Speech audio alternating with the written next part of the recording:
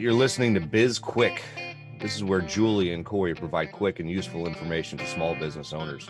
BizQuik is the podcast where small business owners get to showcase their businesses and receive expert advice and guidance in areas many entrepreneurs struggle with. And you, the listener, get solutions, tips, and tricks on real-world topics that many small business owners face. Julie and Corey are the experts small businesses hire when they need solutions. And the BizQuik podcast is just one way they deliver those solutions. Let's start the show. Hello and welcome to BizQuik. I'm Corey. And I'm Julie. And on today's show, we're going to have Dr. Kelly Henry. He is a retired chiropractor. He wrote a book. He's going to talk about customer service. But before we get into that, Julie and I are going to talk about customer service. And I want to know, Julie, what was your worst customer service experience ever? I don't even have to think hard to come up with this story because it is burned in my brain. This was probably about, 8-9 years ago. And I went to a car dealership to buy a new car. And it's literally the first and only time that I have bought a brand new vehicle.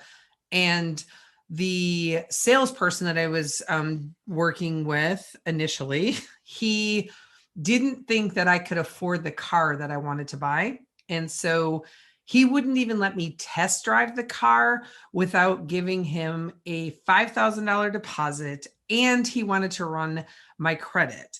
And I legit was so offended that I let him run my credit. I didn't give him a deposit, but I let him run my credit.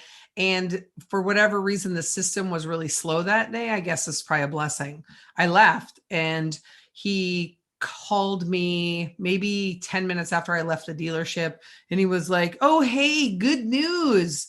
Your credit came back and you actually are approved to buy that car. So come on back and you can test drive it." And I was like, F off. Yeah, that's crazy. Especially because like every car dealership experience that I've ever had and I've ever known talking to other people, you walk onto the lot and you're like, "Hey, I want to drive that car." They're like, "All right, cool. Here's the keys. See you later." And it's not like I looked like I was homeless or something. And I wasn't rolling up in like a, 1972 like Ford Pinto. Yeah. But he just did not think I could afford the car. Yeah, that's crazy. Mine, I've had a lot in my life. I don't know if that says something about me, but yeah, a little bit. But the absolute worst, I was traveling across country. So I lived in Alaska for a summer and I was driving back with a couple of friends. This was 2009. Cell phones weren't very popular at the time, or common. And so I had the only cell phone. I thought that I had my cell phone bill paid off through the summer, but I didn't. And this is like a multiple week trip across country. I find out in the middle of Zion National Park, which is the middle of fucking nowhere, you're about to get your service cut off. And so I call Verizon. "Hey, I want to pay my bill." They're like, "Yeah, cool. You can't do that over the phone." I'm like, "But I've got a credit card number ready to go. Let's just pay this bill." They're like, "Nope, you can't do that. You got to be in person to pay your bill." But I'm in the middle of nowhere, literally on top of a mountain. "Nope, can't pay the bill." All right, cool. Well, let me get to the nearest town. The nearest town happened to be Las Vegas. Go to Las Vegas. The nearest Verizon store that would accept a payment was like 23 miles from the Strip. And I wasn't about to pay a taxi to drive, 23 miles to go pay a Verizon bill. So I had to wait another couple of days. We got to San Diego. I had to borrow somebody's bike. I rode the bike to a Verizon store only to find out that they don't accept anything but cash. So then I had to go find an ATM riding this bike around San Diego. The entire time I'm like, "I just want to pay my bill. I want to give you money." They're like, "Nope, we're going to make this as hard as possible.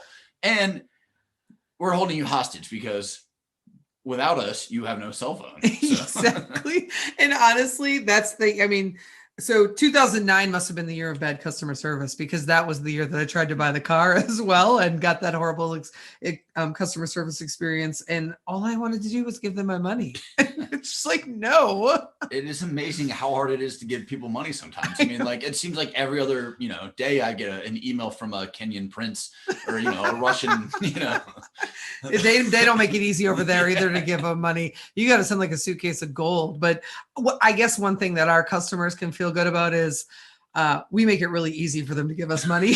We are not going to make you pay us in cash. Yeah.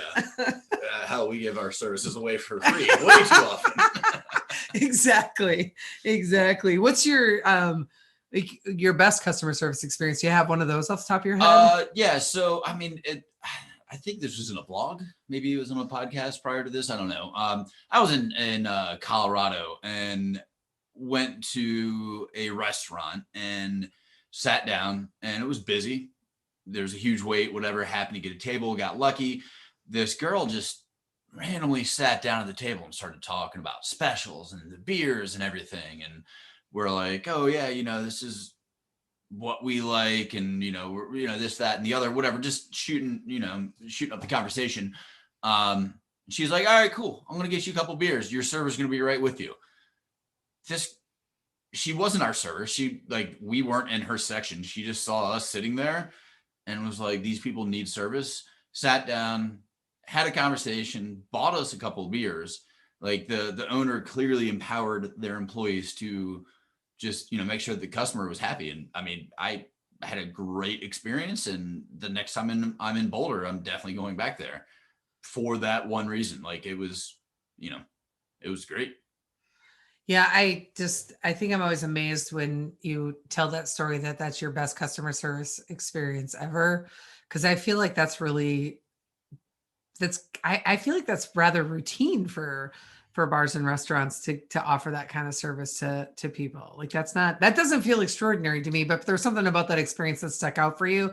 Cause that's like the 10th time I've heard that story. Yeah. And I've been in restaurants for years. And so it's, for me, like that just kind of blew me away, where I'm like, this is when I open up another restaurant, when I manage people, that's what I want. Like I want somebody just to sit down and have a conversation, and not because they're trying to sell me on anything or whatever. Like they are genuinely interested in my well-being, whether it's I'm hungry, I'm thirsty, I want to pay my Verizon bill, whatever it is. Yeah. That's how I want you to treat our clients. Like that, like you genuinely care, I don't Corey. do that. No. Yeah, you do. You absolutely do. I think for me, probably, my top customer service that comes to mind is really with respect to First Form, right? And just the amazing service that they offer every single time that you interact with them. There are, numerous stories that I know of them that they're not even my stories, that are so amazing. And for me personally, the USPS lost a package that First Form had sent to me, and First Form was immediately sent out a replacement package. It wasn't even them that lost it, and they didn't wait. They just sent it out, and they doubled the order. And then when the person who got my package delivered to them, who lives like 3 streets away, I think in some kind of crack house or something, I'm not sure what's going on over there in that part of the neighborhood. He actually brought me the package. And so I called First Form because I wanted to pay for what they had shipped me for free. And they absolutely refused to let me pay. They're like, no, your package was delayed. This is on us. And it wasn't even their fault. Great customer service. That is. And, I love the same story that you've told a million times, because I've heard that one a million times as well, because we're now talking trash about each other in our stories. But the one where the person who's stranded on a highway called, First Form, and their car broke down, and they called a supplement company. Yeah. They didn't call AAA. They didn't call their insurance company. They called a supplement company because they needed to know how to change a battery or something like that. Yeah. I think it was their spark plugs that went out. They were like between San Diego and LA, and they were stranded on the side of the highway, and they called First Form, and the guy that they got on the phone, figured out what was wrong, found a tow truck, got the guy to go out there, told him what he suspected the problem was. The tow truck went out there. They fixed the problem based on what the First Form customer service rep said it was and got the guy on his way. And you think that guy isn't going to buy from First Form for the rest of his life? That guy's either crazy or doesn't know what First Form actually sells. Right. But, or I mean, he's probably super jacked right now, though. Probably. We're going to get into our interview with Kelly, Dr. Kelly Henry here. But I want one more question before we go. Yeah. He wrote a book. We wrote a book. Tell us about writing a book, Julie. What did you love? What did you hate? Writing a book, I honestly, it's funny how much you forget, like the painful parts of it. I know I did not enjoy the process thoroughly while we were in it. I know there were parts of it that made me way more nervous or gave me anxiety more than other pieces. Like I didn't mind the actual writing.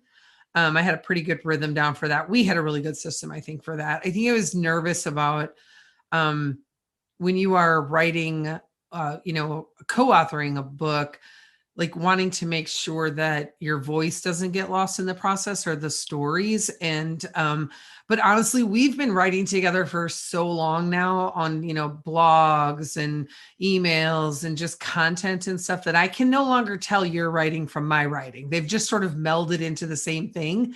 The only reason I know when it's my writing is when there's incorrect grammar. That's like the key for me. I'm like, oh, I must have wrote that. That's terrible. Although actually, I usually don't even recognize if it's bad grammar. But that was the part that made me the most anxious, I think, was just being concerned about losing my voice. The part that I really liked about the process was I loved Vanessa, our editor. She just made it really fun. She was so good at providing feedback that didn't put us on the defensive. And she just worked in all those great quotes from like The Office or Family Guy or whatever, or The Simpsons. So it was, that part of it was actually really fun. And I didn't expect it to be. How about you? I hate your grammar to this day. I'll say that's my least favorite part. I'm going to be wide open about that. Still, Julie discovers punctuation. And I don't know if she's reading a book or a blog or something. She's like, oh, I'm going to start using parentheses or ellipses or whatever. Like, where did you pick this up, Julie? But yeah, that was, aside from that, like, I did enjoy that part because I am, kind of a grammar nerd. I like to call you a grammar Nazi. Yeah. Well, we don't use those terms. Okay. I enjoy like making sure everything is like correct and orderly, and that's apparent because I also love Microsoft Excel, and everything needs to be in columns or rows and perfectly aligned and all of that. Yeah, for those of you who haven't figured it out, he's a little bit of a control freak. Yeah, but the process was really good because Julie and I complement each other very well when it comes to business and like what we do, and so she's really good at like getting like the emotion, the sentiment, like the idea there. And then I just back clean up. I'm like, okay, I know where you're going with this. Let me just, put the commas in the right place. Yes. So if, we're ever in a situation where one of us is on vacation and the other one is not, and a blog has to come out. So if a blog comes out and it sounds like it was written by a robot, then Corey wrote it. And if a blog comes out and there's parentheses and ellipses and commas all over the place. Shit, if there's an emoji in there somewhere. Then I wrote it. That's sort of the tells that we have, I guess. Yeah. But all right. That was great talk about books and whatnot. We need to take a break and bring on Dr. Kelly Henry. Julie, you got anything else before we take a break? I do not. Good conversation. Yes. Go buy our book. I will say that. Yeah. We put a lot of time into that, guys. Go buy it. There's a link in every single one of these podcast show notes. Yes. Yes. All right. Talk to you soon. Hey everyone, we wanted to tell you about our latest course, Foundation 52, that will be available on February 15th. This course is built to provide tools and techniques every week of the year and is designed to improve your small business. If you're thinking about starting a business, this is a great resource for you as well. We walk you through sales, customer service, disaster planning, growth strategies, and so much more. Head on over to SB Pace to sign up today. All right, and welcome back. We got Dr. Kelly Henry on the podcast. He's the customer service doctor. He's out of Dallas, Texas, and he is a retired chiropractor. Wrote a book, talks about success, mindset, all sorts of crazy stuff. Welcome, Kelly. Thank you, Corey and Julie. I really appreciate the opportunity to be on your show. Yeah, it's always great to get new guests on here who can talk about topics we haven't really covered yet. Before we dive into customer service, which is where we're going to go first, I must ask, are you the customer service doctor because you were also a chiropractor, or like, did you just like being called doctor and you stuck with it, or how'd that work? Well, I built my clinics. I had two very successful clinics. I built them on the premise and the foundation of great customer service. And so when you move into the coaching consulting round, you need a hook. So doctor of chiropractic, why don't we make it the customer service doctor? So that's how that stuck. Yeah, nice. And you're right. You do kind of need a hook. That's a fair statement. The notion of building your practice around great customer service is probably one that not a lot of people have considered doing when they're building practices like anything in the medical arena. So was that intentional, or was that something that you realized fairly early on, like, oh, great customer service can really go a long way for me? That's a great question. I actually backed into it, to be honest with you. And to be honest with you, not only do people not, really go forward with starting a practice on the premise of great customer service, pretty much any business that entrepreneur started, don't necessarily have that as their mindset of building a foundation of great customer service and moving forward with their business. So that's part of what I communicate to those that I'm trying to work with. Going back to your question though, yeah, I backed into it. I practiced in New Mexico for 20 years, and the area I moved into was where my wife was from, a smaller community in New Mexico. And we just moved in a few weeks into it, and a lot of the businesses there had been there for years. They were established, and they could care less how good a customer service they gave you. And it just bugged me to no end that, these businesses could flip on their lights, open their doors, and you had to do business with them, and they could get away with it. And so I just made a decision, hey, I'm going to do the opposite in my clinics. I'm going to treat my patients really well, and we're going to make them feel valued. I didn't do it again as a sales ploy or as a business ploy. It was just, I hated the way I was being treated, these other, not all of them, but several of the businesses. Once I started doing that and making my patients feel extremely valued, we got all kinds of positive feedback, and the patients were like, man, you just love coming in here. You treat us so well. And that piqued my interest, and, I studied it more and learned more about it, and what could we do more of and better of, and trial and error, and just set me on this 20-year journey of providing better and better customer service to where I'm at now, teaching and coaching and consulting business how to utilize it to grow and profit their businesses. You brought up a really great point there, the value. What do you offer? What is your value? That's something that I think that a lot of, especially, let's say doctors, people in your industry or similar industries, they don't understand that they're providing some sort of value. Like, my back hurts, my tooth hurts, whatever it is. Yeah, I can fix that. But like, I want to be valued as a customer, as a client, as a patient. And that's an important part of that. So what do you bring to the table in terms of value, or what do you coach your clients? Well, basically just that. I mean, you hit the nail on the head. It's moving businesses out of being so sales minded and transaction minded to make the next sale, to make the next transaction, get new customers in, get new patients in, and then just forget about them, basically. The purpose of a business, any business, is to get a customer, to keep a customer, and to make a profit. But so many businesses miss that middle portion of trying to keep customers. And that's what creating value and making your customers feel valued does, is it keeps them, and it creates loyalty, and it creates relationships. And that's how you exponentially grow and profit a business, is when you're keeping customers in your business because they feel valued and important and special. So that's the whole premise of my coaching. And the statistic or the study that I love to use is, and this comes from Harvard Business School.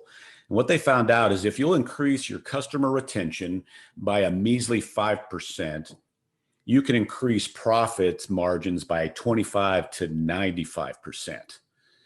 So that's what I work with my customers, my clients. Let's just bump up and do a better job with our customer service to retain more customers, keep them in, keep them buying, keep them coming back, keep them referring, and then watch your profits and the growth of your business just blow up, basically.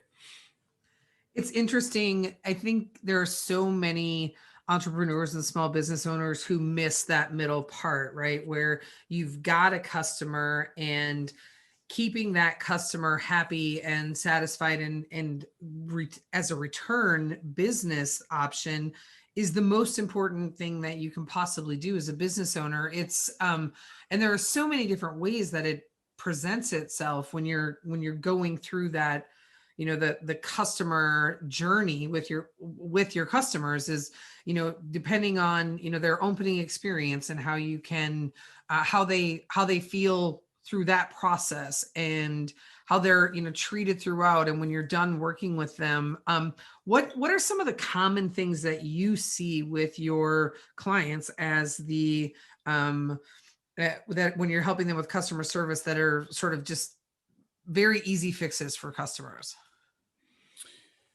Well, you know, what you just mentioned, it's not necessarily an easy fix, but it's a common problem is they just, you know, they are so customer friendly on the front end of things with a new customer and just, you know, they'll make a new customer feel valued and special and important. And then it's like, as soon as the sale is made and they're an existing customer, you know, all that friendliness goes away. And it, you know, it's so disconcerting to a customer that, geez, I put all this money up. Yeah, they were so friendly. And then that doesn't extend out through the relationship for that business or with that business. So that's one thing.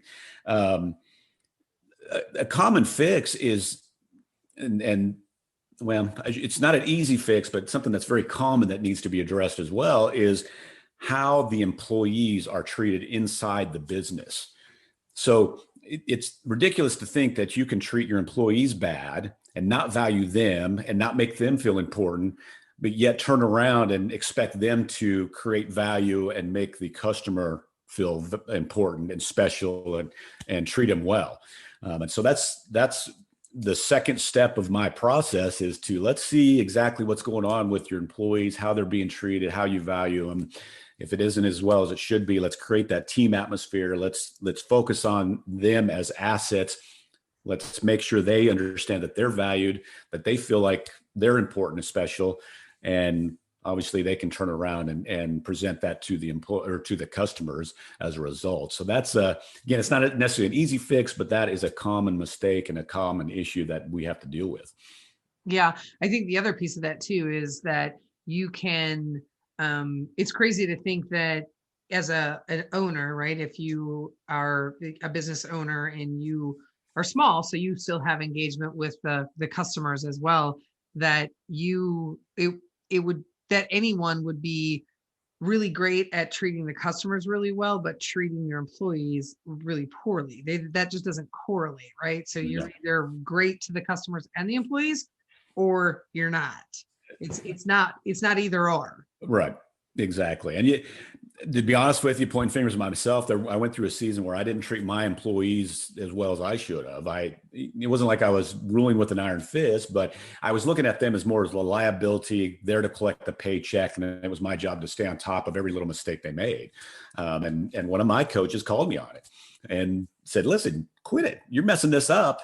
Look at them as an asset and start recognizing all the good they're doing. And when I started doing that, that just flipped the script. We still had pretty good customer service, but it became a whole lot better once I changed my attitude and the outlook of how I was dealing with my employees.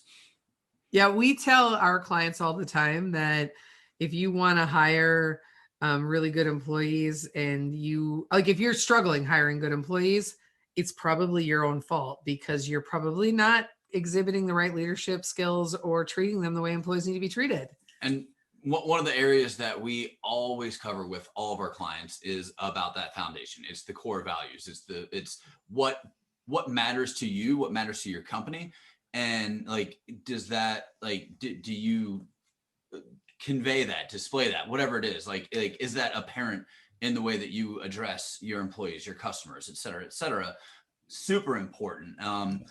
And I want to keep talking about this, but I also want to talk about writing a book, because I can see in the background, you've got your book. We wrote a book. You wrote a book. Let's go through that process. Tell us about your book. Absolutely. The book's entitled Define and Deliver Exceptional Customer Service.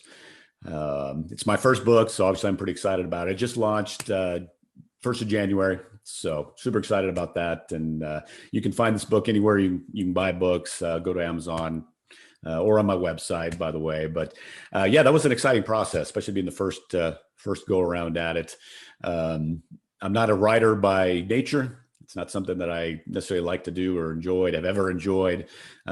Worked with a publisher that made it real easy for me. Fortunately, I had a ton of material and just experience and just things to put into the book. But the sitting down and the writing was the most challenging thing, just to be disciplined enough to do that. And he helped me accomplish that. It's an easy read. It's not full of fluff. My philosophy when I was a chiropractor, my philosophy now as a consultant, and then certainly through the book is, just keep things simple, make them simple and easy. And that's how the book is. It's an easy read. It's not full of fluff. It's about 150 pages long. It's full of just easy actions, rules, principles that a business can take hold of almost immediately, implement, and make a huge difference in the level of customer service that they provide. Like I said, almost immediately. Yeah, writing a book is definitely not an easy process. We undertook that last year, so we can completely relate to that. Did you say it launched just January 1st, like just a couple of weeks ago? Exactly. Oh, well, congratulations. How's it doing? It's doing really well. So I've had a lot of positive feedback on it, a lot of positive reviews. So I'm excited. Obviously, that spurs you on. I have another, I'm already in the process of getting the second book moving forward. So I know I'll probably hold off till early next year or late this year to put that one into production. But it's because the first book has done so well, that's what's spurred me on to go ahead and move forward with my second book. I think we're going to write a second book. No, we're not. I was just going to talk about how we are not.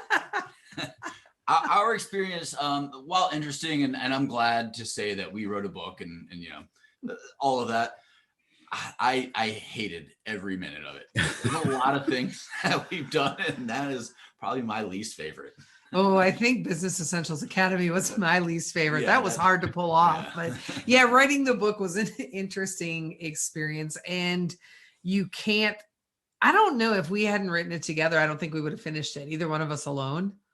Oh, no, I wouldn't have written to begin with. I did, though, legit this morning. Like I don't know why, but I was awake from like 2 a.m. to like 6 a.m. And I had a couple of really good ideas. And one of them was, we should write a book called The First Year. And each chapter, like each month can be a chapter, and we can talk about what happened during that first year. Yeah, I put in my resignation. It could be called The First and Last Year. Yeah. The first and only year. Yeah, we are running out of time though. So let's give you a second to give everybody a chance to get to know you. Where can they find more about you? You bet. drkellyhenry.com is the easiest place to find me. That's my website. And then if you can remember Dr. Kelly Henry, you can find me at Facebook, Instagram, LinkedIn. So go to my website though. You can check out the book. You can check out my programs, learn a little more about me and what I'm trying to accomplish for businesses. My goal is just to help businesses understand that you can't go wrong with improving customer service. A business has to realize they are creating perception for a customer, good or bad, every time they're interacting with them. So either you're creating a good perception that a customer will take away and want to continue to do business with you, or you're creating a negative impression where you are pushing them away and causing you to lose business. So it's your choice what perception you want to provide, and that's what I help businesses do. Hey, let's let's provide the service perception. Let's create a scenario where you're valuing your customers. Not only is it going to help your customers, but it will phenomenally help your business when you have that mindset of serving your customers as opposed to just trying to sell them all the time. Yeah, that's awesome. And we appreciate you being on the show and, the information. And if anybody wants to learn more about Dr. Kelly Henry, they can head on over to his website. All of that's in the show notes. Thank you to our guests and our listeners. Everything that you need to know is out there.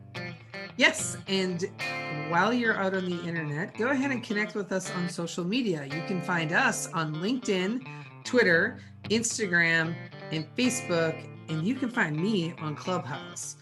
Reach out to us on sbpace.com and bizquickpodcast.com.